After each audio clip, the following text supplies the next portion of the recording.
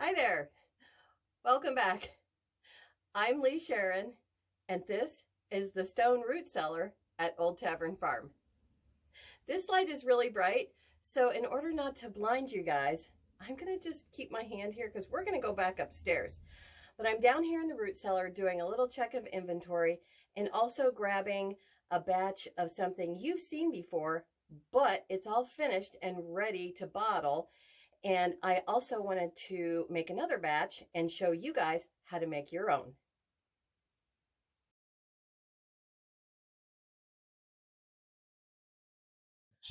So I'm back from the root cellar and I brought with me something that should look familiar to you. This is my first ever batch of organic apple cider vinegar, and it is finished making the stuff that it makes. The organic raw apple cider vinegar that I use in my preparations, I use in my cooking. It's full of B vitamins and vitamin C, and it's got all kinds of good enzymes and things like that are so helpful for not just our culinary uses, not just our medicinal uses, but just it's just good. And it's a good way to use up crummy old apples that are all half rotten and skins and cores and all that stuff. So let me just have a seat and I will sit here and show you in about 50 seconds how to make your own giant batch of apple cider vinegar. Okay. So this is the apple cider vinegar. Now I will put in the show notes or in the info cards. You think I know by now. I will put a link to what this looked like about 6 months or 6 weeks ago or so.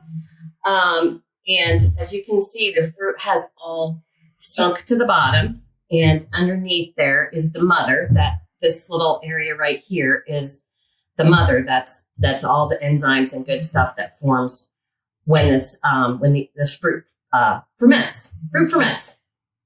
Easy for me to say.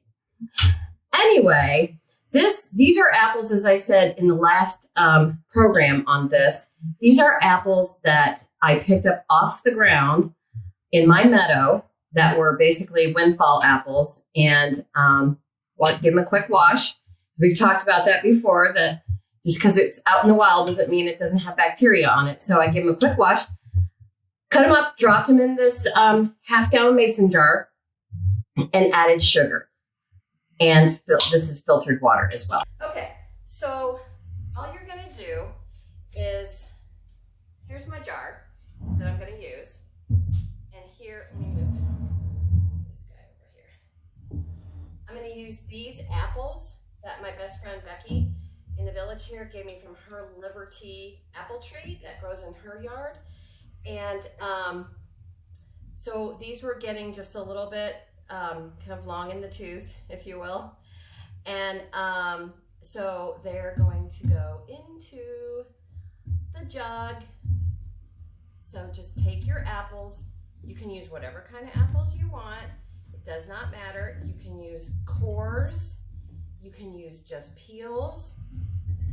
Whatever kind of apple you use, fill your container about 1/2 to 3/4 of the way full. Set your bowl aside. Then you're just gonna put 1 tablespoon per cup of water. Now my filtered water here, I have 8 cups. Okay, so I hope that's enough. This is an old pickle jar that I got from work when I had a job. It's okay, I'm doing just fine. Anyway, so this is probably a gallon or so. So I may have to top this off tomorrow with a little bit more filtered water. So anyway, you're gonna use 1 tablespoon of sugar, white sugar. I use white sugar. You can try using different kinds of sweetener if you want, but I just stick to the thing that works. So anyway, so I'm just gonna add that to my container. Okay, and then I'm just gonna pour in my water. So really, when you're paying, you know, $6, $7, $8, $20, whatever dollars. The best organic apple cider vinegar that I have used, and I still really, really like, and I will buy. Oh, I have enough. And I will certainly buy, is Bragg's. If you don't have time to make your own, oh, I'm gonna have more than enough.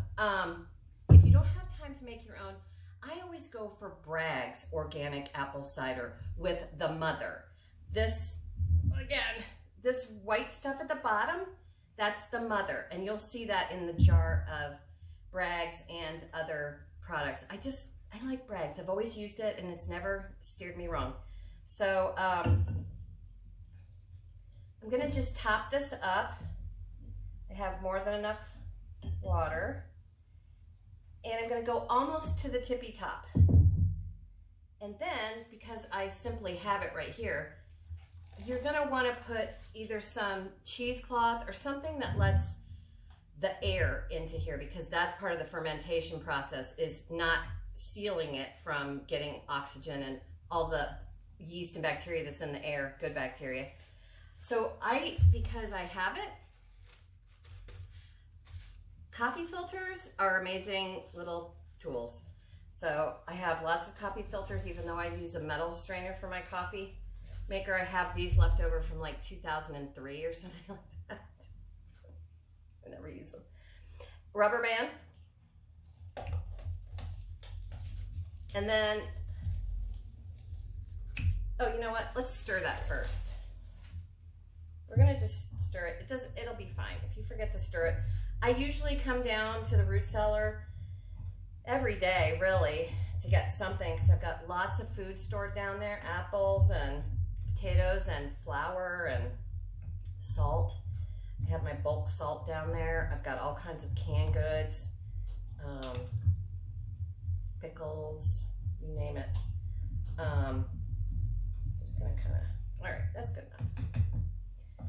So then we're gonna put the coffee filter back on. If you have fabric or some like flour sacking material or muslin or anything like that, and you wanna use a cotton piece of twine, feel free, just use what you have, right? So this is the next batch of my apple cider vinegar here at Old Tavern Farm. And I think what we'll do is we'll just put this filtered water back in my beautiful Mackenzie Childs pitcher that my sister gave me. And we will, I think what we'll do is we'll stir up the old batch. Let's see, I put this in, the date on here is August 31st. It is now November 16th. Now that I stay on the farm all the time, I don't even know what day it is. I know what day it is because the trash comes the next day and I'm baking for market. But in between those days, I'm really not sure what day it is. So, not sure it's a bad thing. This day and age, who cares? All right. So then I'm just going to tip, wait a minute, put my finger over the, I think I'm going to try here. Wait a minute. We'll get this little strainer here. I feel like it's like a giant martini or something. Not that I know anything about martinis. I really don't. It kind of looks like shaken, not stirred. Okay, I'm having a hard time with this. You're getting it live. All right, so I'm just going to tip it in there and we'll see what happens.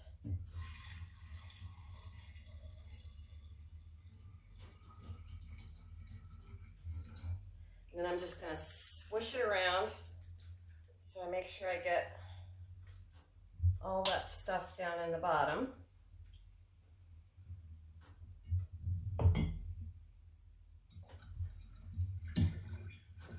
Oops, there you go. No, I'm good. I'm gonna reach down in there and grab out some of those apples. It really smells appley, surprisingly. Well, you know, I just made my first batch of, or my second or third batch, but this year I tried something new and made my own sauerkraut. And let me tell you, it resembles the store-bought version in 0 ways. except for maybe at one point it started life as a cabbage. That brine that they put in there, the canned and jarred and bag stuff you get at the store, it actually like is not best friends with my intestines. Let's just say that. It's not best friends. It resembles zero of what real sauerkraut is. So it doesn't surprise me that this does not smell. It smells like vinegar, but it smells like natural, like the woods after like the apples have all fallen down and kind of fermented in the soil. It just smells natural. But there you go. And speaking of that, let me show you how the last batch of my fire cider is going. Hold on. So when I make my next batch of fire cider, which I will put a link to that recipe in the info card section, but when I go make my next batch of fire cider, I will use this for my carrier liquid. But I definitely need more, which is why I had to make another batch. But this is what my latest batch of fire cider looks like. And if you go back to that previous show, it'll show you what's all in there. And this one is just about ready to strain out. But that's what that liquid that's the liquid that's in here is apple cider vinegar. This is the Bragg's that's in here. So, so either way, go give it a try.